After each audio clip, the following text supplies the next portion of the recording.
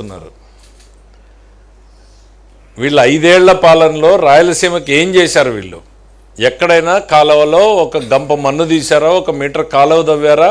కొట్టుకుపోయినటువంటి Annamayya dam వైపు కనీసం తిరిగి చూశారా? ఈరోజు రాయలసీమకి ఏదో అన్యాయం జరిగిపోయింది, రాయలసీమ లిఫ్ట్ ఆపేశారని చెప్పి అదే పాత సామెత గుర్తుకొస్తుంది, మొగుడిని కొట్టి ఏదో ఎక్కారు అన్నట్టు, మొగసాలకు ఎక్కినట్టు అని. ఆ రాయలసీమ ప్రాజెక్ట్ని చంపింది మీరు. 2021లోనే స్టే వస్తే ఆగిపోయిన ప్రాజెక్ట్ని మళ్ళీ మేము ఎట్లా ఆపుతాం నాకు అర్థం కాదు. ఆ మాట్లాడేటువంటి నాయకులకి ఇంగిత జ్ఞానం ఉందా లేదా అని నేను అడుగుతున్నా. ఆగిపోయిన ప్రాజెక్ట్ని మేము ఏ రకంగా ఆపుతాం? మీకు కావాలంటే ఆ స్టే ఆర్డర్లు కూడా తెచ్చి చూపిస్తాం. ఎన్సిఎల్టీలో నేషనల్ గ్రీన్ ట్రిబ్యునల్లో వీళ్ళకి స్టే ఇచ్చినటువంటిది. 4 ఏళ్ల పాటు దాని గురించి మాట్లాడకుండా ఈరోజు మళ్ళీ వచ్చి రాయలసీమ లిఫ్ట్కి ఆగిపోయింది దానికి ఏంటి తెలంగాణ సభలో రేవంత్ రెడ్డి చెప్పాడు. రేవంత్ రెడ్డి చెప్తే తర్వాత మీ పార్టీనో లేక మీ అలయన్స్ పార్టీనో ఉన్నటువంటి టీఆర్ఎస్, ఇప్పుడు కొత్త బీఆర్ఎస్లో ఉన్నటువంటి హరీష్ రావు అదే సభలో చెప్పాడు కదా, ఆపింది మేము అని. అంటే మీరిద్దరు కూడబలుక్కుని ఆపినటువంటిది విషయం బయటకు వచ్చింది అనేది ఉన్న కంగారు పడి బట్టగాల్చి ముఖానేసేటువంటి ప్రయత్నం చేస్తున్నారా? ఆపింది నేనే అని చెప్పేసి హరీష్ రావు అదే సభలో చెప్పాడు. మీకు రాజకీయ గురువు కదా కేసీఆర్. మీరు ఆపినటువంటి ప్రాజెక్ట్ని, మీరు అనుమతులు తెచ్చుకోలేకపోయినటువంటి ప్రాజెక్ట్ కాదు. మీ వారసత్వం ఏంటి? రాజశేఖర రెడ్డి గారు అడిగారు, మిగిలిన జలాల్లో అసలు వాటానే అడగమంద్రి నీ లాంటి ప్రాజెక్టులకే ఆయన రాసిచ్చిపోతే నువ్వేం రాసావు? రాయలసీమ లిఫ్ట్ ఇరిగేషన్ మీద నీ చీఫ్ సెక్రటరీ, నీ ఈఎన్సీ ఏమని పిటిషన్ వేశారు? ఇది అసలు ఇరిగేషన్ ప్రాజెక్టే కాదు, మేము కేవలం స్టడీ చేస్తున్నాము.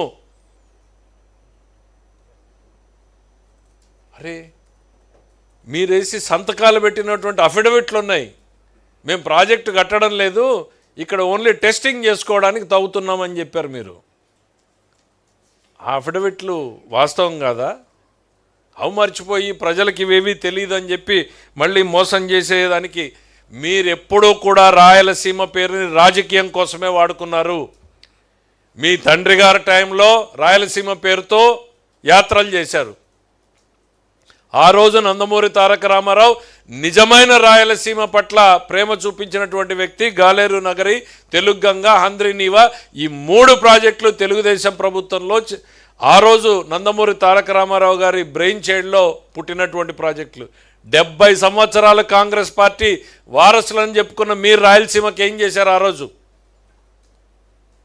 ఈరోజు రాయలసీమ బతుకుతోంది అంటే గాలేరు నగరి, హంద్రీనీవా, తెలుగంగ వల్లనే కాదని అడుగుతున్నా. దాంట్లో మీ కాంట్రిబ్యూషన్ ఏంటి? పోనీ మీ జగన్మోహన్ రెడ్డి గారు ఈ 3 ప్రాజెక్టుల్లో ఏం చేశాడని అక్కడ అడుగుతున్నా.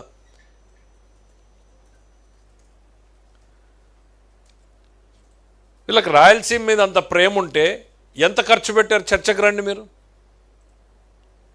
హంద్రీనీవా ఒక్క సంవత్సరంలోనే 3,700 కోట్ల రూపాయలను ఖర్చు పెట్టాం. ఒకే సంవత్సరంలో శాంక్షన్, ఒకే సంవత్సరంలో టెండర్ పిలవడం, ఒకే సంవత్సరంలోనే వర్క్స్ కంప్లీట్ చేయడం చరిత్రలో ఎప్పుడన్నా జరిగిందా? అది చంద్రబాబు నాయుడు గారికి రాయలసీమ మీద ఉన్నటువంటి ప్రేమ. మళ్ళీ 2,000 కోట్ల రూపాయల పైన ఖర్చు పెడుతున్నాం ఇప్పుడు. ఇది కాక నేను చెప్తున్నా, 5 ఏళ్లలో శాసనసభలో మీరు రాయలసీమ పేరుని పలకడానికి మీరు సాహసించలేకపోయారు. ఇవాళ మేము ధైర్యంగా చెప్తున్నాం, రాయలసీమలో ఇదే శాసనసభలో రాయలసీమ హార్టికల్చర్ హబ్ పెడతాం 40,000 కోట్ల రూపాయలతో అని చెప్పగలిగినటువంటి దమ్ము ఈరోజు చంద్రబాబు నాయుడు గారి ప్రభుత్వానికి ఉందని చెప్తున్నాం.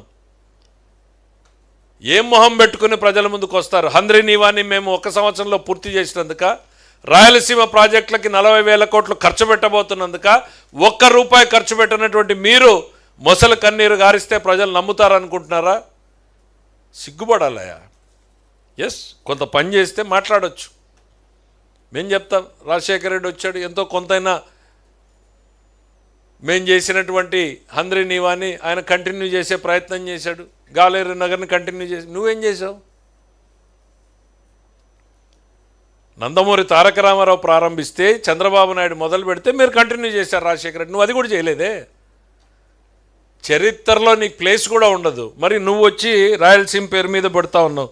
ఇంకా ఏదో రాయలసీమలో కొత్త పేరు పెట్టుకున్నాం మేము, కొత్త ప్రాజెక్టు. మరి ముచ్చుమర్రికి దీనికి తేడా ఏముంది? ముచ్చుమర్రి ఆల్రెడీ మేము కట్టాం కదా, దానికి ఎటువంటి అబ్జెక్షన్ లేవు. ఈరోజు ముచ్చుమర్రి బ్రహ్మాండంగా పనిచేస్తూ ఉంది కదా. కేవలం వివాదాల్లోకి నెట్టే దానికోసమే మీరిద్దరూ ఇక్కడ మీరు అక్కడ మీ రాజకీయ గురువు గారు కలిపి చేసినటువంటి కుట్రలో భాగంగానే తప్ప రాయలసీమ మీద మీకు ప్రేమ లేదు. రాయలసీమని కేవలం రాజకీయ అవసరాల కోసం, ప్రాంతీయ విద్వేషాలను రెచ్చగొట్టడం కోసమే మాత్రం వాడతారు. అది మీ నైజం. కులం, మతం, ప్రాంతం అనేటువంటివి మీ రాజకీయ పునాదులు. దాని మీదనే తప్ప మీకు వేరే ఆలోచన ఎక్కడా కూడా లేదు. ఎక్కడా కూడా 5 ఏళ్లలో మీరు రాయలసీమ మీద స్టే విధిస్తే నువ్వు వెకేట్ చేయడానికి ఏం చేశారు? ఒక్కరోజు కూడా మీరు ప్రయత్నం చేయలేదే. అదే మేము వస్తే ఏం చేశాం? ప్రాజెక్ట్ని కంప్లీట్ చేశాం.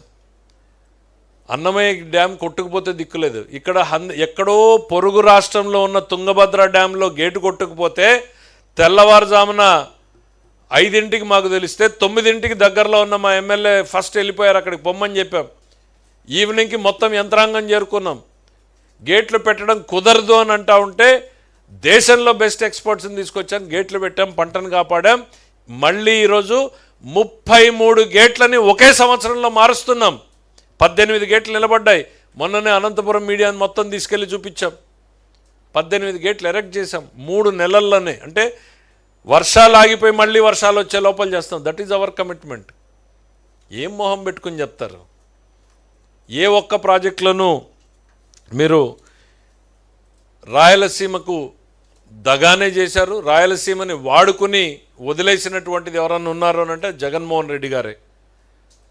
ఎందుకు అనంటే 2019లో ఎన్నికల ముందుకు ఇదే ఊరవకొండకు వచ్చావు నువ్వు. జలదీక్ష అక్కడ చేసినప్పుడు ఏం చెప్పారు మీరు?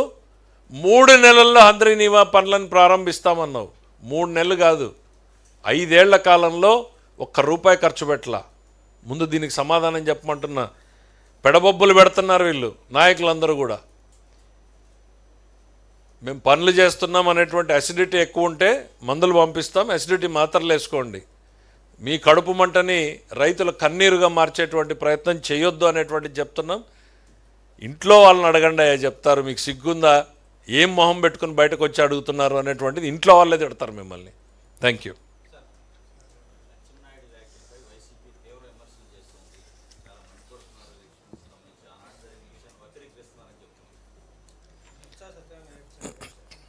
అచ్చెన్నాయుడు గారు ఏం చెప్పాడు? బొత్స సత్యనారాయణ గారు చెప్పిన మాటల్ని